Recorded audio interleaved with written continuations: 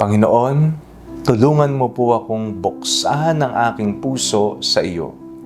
Ako po si Father Fiel Pareha at ito po ang ating segment, ang Daily Devotion, na kung saan tayo po ay magdarasal, magbabasa at magninilay kasama ng salita ng Diyos sa buong taon. Manalangin tayo.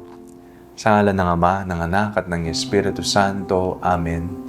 Halina, banal na Espiritu, liwanagan mo ang aming puso at isip nang maunawaan at may sa buhay namin ng iyong salita. Amen. Our Bible passage for today is from the book of the Acts of the Apostles, chapter 16, verses 11 to 15, and I read it for you. We set sail from Troas and took a straight course to Samothrace. The following day to Neapolis, and from there to Philippi, which is a leading city of the district of Macedonia and a Roman colony. We remained in this city for some days.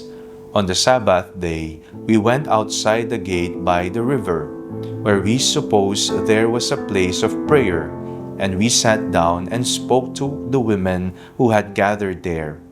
A certain woman named Lydia, a worshipper of God, was listening to us. She was from the city of Thyatira and a dealer in purple cloth. The Lord opened her heart to listen eagerly to what was said by Paul. When she and her household were baptized, she urged us, saying, "If you have judged me to be faithful to the Lord, come and stay at my home." And she prevailed upon us. Maraming dahilan kung bakit isinasara ng tao ang kanyang puso. Marahil siya ay nasaktan at napagod o nasanay na sa kanyang sariling mundo. Minsan po naririnig natin ang salita ng Diyos ngunit hindi ito tumatago sa ating mga puso. Nakikita natin ang mga pangangailangan ng iba pero nagdadalawang isip tayong tumulong. At may mga pagkakataon din pong pinapadala ng Diyos ang kanyang mga mensahero sa ating buhay pero hindi natin sila pinapansin dahil sa ating pride, takot o pagiging kampante. Sa ating pong pagbasa, nakilala natin si Lydia, isang babaeng negosyante ng tela, kulay ube. Maayos ang kanyang buhay, may kabuhayan at may sariling direksyon. Ngunit nang marinig niya ang pangangaral ni Pablo, may mahalagang sinabi ang kasulatan. Binuksan ng Panginoon ang kanyang puso upang makinig. Hindi lang basta nakinig si Lydia, binuksan niya ang kanyang puso sa Diyos. At dahil bukas ang kanyang puso, nagkaroon ng pagbabago sa kanyang buhay. Hindi nagtapos sa pakikinig ang kanyang pananampalataya. Ipinakita niya ito sa gawa.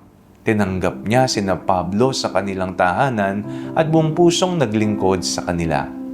Ang kanyang tahanan ay naging lugar ng pagtanggap, pananampalataya at ng misyon. Buksan natin ang ating puso sa Diyos at sa mga taong ipinadala niya sa ating buhay.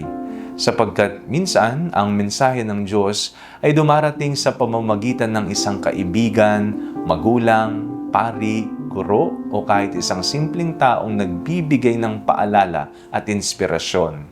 Pero kung sarado po ang ating puso, hindi natin maririnig ang tinig ng Diyos. Ang tunay na pananampalataya ay hindi lamang tungkol sa pakikinig sa salita ng Diyos. Ito ay tungkol sa pagiging handang tumanggap, magbahagi at magmahal ng may kabutihang loob.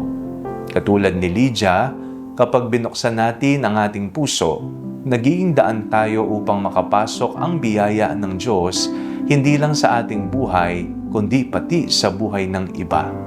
Ang pusong bukas sa Diyos ay naging tahanan ng biyaya, pagmamahal at himala para sa marami.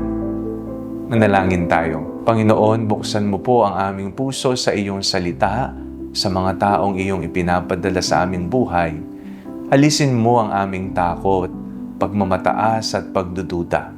Turuan mo kaming maging mapagbigay, mapagpakumbaba at handang tumanggap at maglingkod. Gawin mo kaming instrumento ng iyong pagmamahal. Amen. Sa ngalan ng Ama, ng Anak at ng Espiritu Santo. Amen.